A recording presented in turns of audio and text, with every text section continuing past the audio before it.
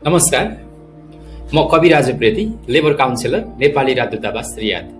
यदि तपाईहरू वैदेशिक रोजगारीको क्रममा विशेष गरी खाडी मुलुक वा साउदी अरब जाँदै हुनुहुन्छ भने यहाँहरूलाई लक्षित गरेर यो मुलुक आइसकेपछि के कुरामा ध्यान दिनुपर्छ भन्ने विषयलाई समेटेर यो भिडियो तयार गरिएको छ।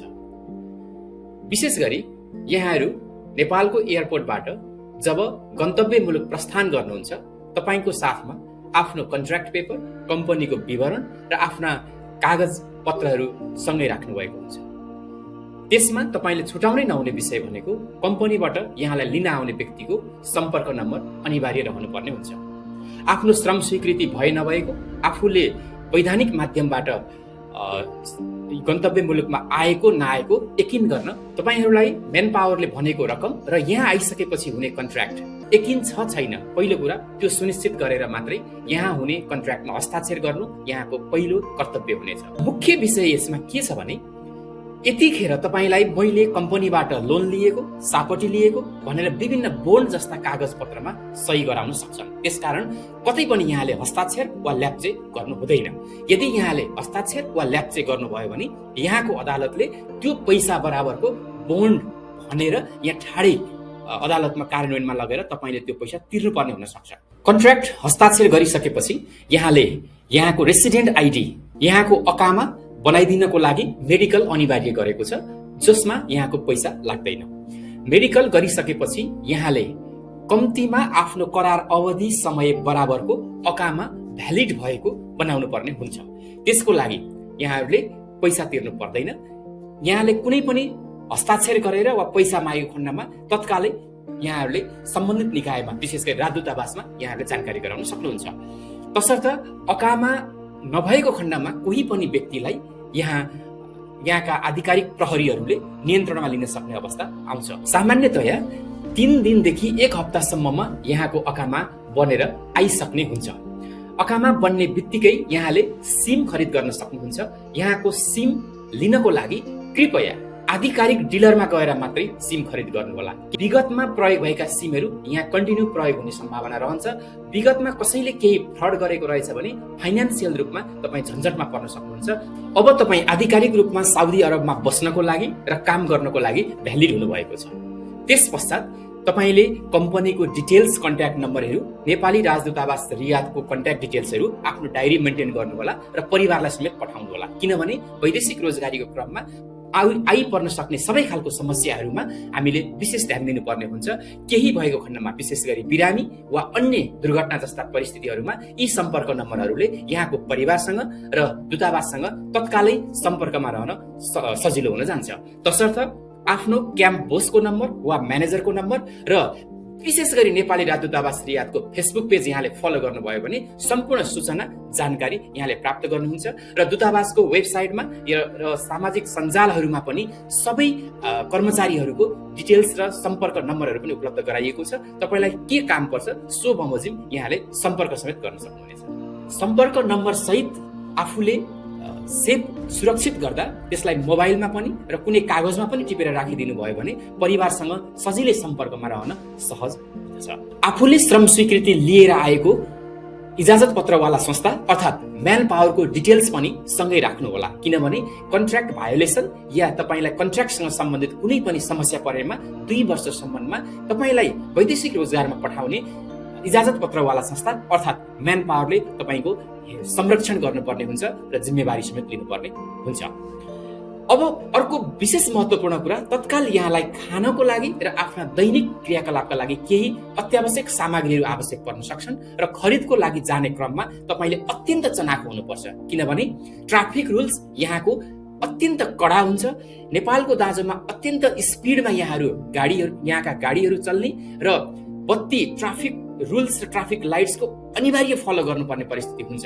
तसर्थ यहाँ सकेसम्म एक्लै यात्रा नगर्नुहोस्, साथीहरूसँगै बसेर यात्रा गर्नुहोस्। सडक क्रस गर्दा विशेष ध्यान दिनुहोस् र आफूले जाने सपिङ सेन्टर, बकालाहरूमा जाँदाखेरि यहाँको कन्ट्याक्ट इस्टाब्लिस भएपछि मात्रै हिँड्नुहोला। साउदी अरबमा अल्कोहल वर्जित छ। तपाईहरूले यहाँ जाँड, रक्सी, ड्रग्स सेवन गर्न पाउनुहुन्न। तपाईहरूको गम्भीरताको आधारमा तपाईलाई मृत्युदण्ड समेत हुन सक्छ। त्यसकारण यसमा तपाईले विशेष ख्याल गर्नुपर्ने हुन्छ। तपाईसँग अकामा भइसकेपछि साउदी अरबमा अब्सर भन्ने एउटा डिजिटल एप्लिकेसन छ जो मोबाइलमा समेत प्रयोग हुन्छ। सम्पूर्ण तपाईको डेटा त्यहाँ सुरक्षित हुन्छ, तसर्थ आफ्नो मोबाइलमा अब्सर एकाउन्ट खोलेर अब्सर एकाउन्ट सुरक्षित राख्नुहोला। त्यसको पासवर्ड तथा अन्य ओटिपी लगायतको सूचनाहरू कसैसँग सेयर नगर्नुहोला, किनकि तपाईको सबै डिटेल्स अब्सर एकाउन्टले सुरक्षित गर्दछ र त्यो एकाउन्टको डिजिटल लिङ्केज यहाँको गभर्नमेन्टसँग हुने गर्दछ। तपाईलाई कुनै पनि कारबाही गरेको जानकारी, फाइन भएको जानकारी, तपाईलाई एरेस्ट वारेन्ट भएको जानकारी या यहाँको सरकारले तपाई विरुद्ध चाल्ने वा तपाईको पक्षमा चाल्ने सबै कदमको नोटिफिकेसन तपाईलाई अब्सर एकाउन्ट मार्फत जाने भएको हुनाले अब्सर एकाउन्टको बारेमा जानकारी राख्नुस्, त्यसलाई इन्स्टल गर्नुस्, अध्ययन गर्नुस्। आफ्नो अकामाको डेट छ छैन समेत त्यसमा डिस्प्ले हुन्छ। तपाई कहिलेसम्म बस्न पाउनुहुनेछ, तपाईको अकामाको डेट कहिले सकिन्छ, कन्ट्र्याक्ट कहिले सकिन्छ र तपाई कहिले नेपाल फर्कन पाउनुहुन्छ जस्ता सम्पूर्ण विवरण यसमा रहने भएको हुनाले अब्सर एकाउन्ट खोलिहाल्नुस् र डिजिटल्ली आफू सुरक्षित हुनुहोस्। साउदी अरबमा स्पोन्सरशिप अर्थात् यहाँको अकामा बनाउने व्यक्तिलाई केही अधिकारहरू राखिएको छ, जसलाई कफाला सिस्टम भन्ने गरिन्छ। कफिल अर्थात् कफिलको सर्टेन अधिकारलाई कफाला भन्ने गरिएको हो। अर्थात् यहाँको कन्ट्र्याक्ट पिरियड भरि यहाँले उक्त स्पोन्सर छाड्न पाउनुहुन्न। स्पोन्सर छाड्नुभयो भने त्यसको केही कानुनी प्रक्रिया छ। तपाईलाई अकामा रिन्यू नगरिदिएको 3 महिना भन्दा बढी भएमा, निरन्तर रूपमा 3 महिनासम्म कम्पनीले तलब नदिएमा तपाई आफैले स्पोन्सरशिप ट्रान्सफर गर्न सक्नुहुन्छ, अर्थात् कफाला लिन सक्नुहुन्छ। भनेको अर्को कम्पनीमा चेन्ज गर्न सक्नुहुन्छ। तर तपाईलाई कन्ट्र्याक्ट भायोलेसन भयो भन्ने लाग्दछ र प्रमाण पुग्छ भने जुनसुकै बेला तपाईले लेबर कोर्टमा केस अप्लाई गर्न सक्नुहुन्छ, जसको लागि नेपाली राजदूतावास रियादमा सहयोग लिन सक्नुहुनेछ। कतिपय अवस्थामा कम्पनीले तपाईलाई तोकिएको तलब र तोकिएको काम नदिएमा अदालतबाट कारबाही गर्नको लागि केही लामो समय, न्यूनतम 2 महिनाको समय पनि लाग्न सक्ने अवस्था रहन्छ। तपाईलाई त्यो समय लामो लाग्दछ भने तत्कालै नेपाली राजदूतावासमा सम्पर्क गरेर यहाँले कम्पनीलाई डाइरेक्ट फोन मार्फत वा इमेल मार्फत आफ्नो गुनासो सुनिदिनको लागि र सम्बोधनको लागि अनुरोध गर्न सक्नुहुनेछ। साउदी अरबमा तपाईलाई 2 वर्षको काम गरेपछि अर्थात् बिचैमा घर जानुपर्ने भएमा फाइनल एक्जिट वा रिइन्ट्री भिसा अनिवार्य गरेको छ। अर्थात् नेपाल फर्कनको लागि पनि साउदी सरकारले पुनः यहाँहरूलाई भिजा दिनुपर्ने हुन्छ। बिदामा जाँदै हुनुहुन्छ, रिइन्ट्री भिसा आवश्यक छ।